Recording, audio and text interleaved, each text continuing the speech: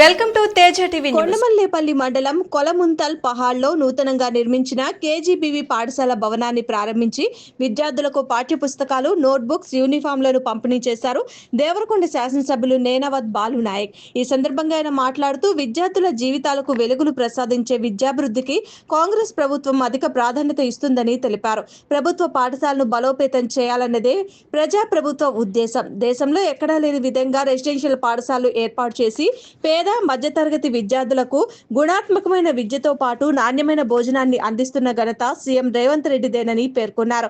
గురుకుల హాస్టల్ విద్యార్థులకు అభయహస్తంగా మారిన కాంగ్రెస్ ప్రభుత్వం పేద విద్యార్థులకు నాణ్యమైన విద్యను అందించాలనే దృఢ సంకల్పంతో ప్రజాప్రభుత్వం పనిచేస్తుందని అన్నారు. ఈ కార్యక్రమంలో market committee chairman Nayani Jamuna Madhav Reddy, Nalgonda parliament coordinator Siraj Khan, PSCS chairman doctor Venudhar Reddy, మాజీ ఎంపీపీ దూదిపాల రేఖా శ్రీధర్ రెడ్డి, మాజీ మున్సిపల్ చైర్మన్ అలంపల్లి నరసింహ తదితరులు పాల్గొన్నారు. ప్రభుత్వంలో 2004 నుంచి 2014 వరకు ఉన్నటువంటి సందర్భంలో ఆనాటి యూపీఏ ప్రభుత్వం మరి రాష్ట్ర వ్యాప్తంగా మరి కస్తూర్బా గాంధీ పాఠశాలని ఆ రోజు మంజూరు చేయడం జరిగింది.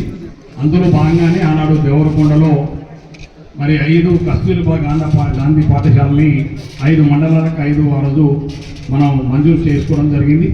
కానీ భవనాలు ఆ రోజు కట్టుకోలేకపోయినా కొంత ఆలస్యమైనప్పటికీ ఈరోజు కొండమల్లేపల్లికి సంబంధించినటువంటి ఈ కస్తూర్బా గాంధీ పాఠశాలని నూతన భవనంలో విద్యార్థులకు అన్ని వసతులు కల్పించినటువంటి భవనాన్ని వాళ్ళ నిర్మాణం పూర్తి చేసేందుకు అనుకున్న టైంలో అనుకున్న స్థాయిలో పూర్తి చేసి మాకు ఇచ్చినందుకు మా ఈ గారికి మొత్తం ప్రత్యేకమైనటువంటి ధన్యవాదాలు. అదేవిధంగా దీనికి కావాల్సినటువంటి మంచినీళ్ళకి అవసరం ఉంటే కృష్ణవాటకు సంబంధించి మరి వెంటనే ఆ రోజు టెండర్ పిలిచినాం. మంచిళ్ళు మరి ఇక్కడ తీసుకొని రావడం జరిగింది. కానీ మరి మా వెంకటయ్య గారు వేసిన మోటార్ ఇప్పుడు చెప్పుకోపోయారంటే ఎవరు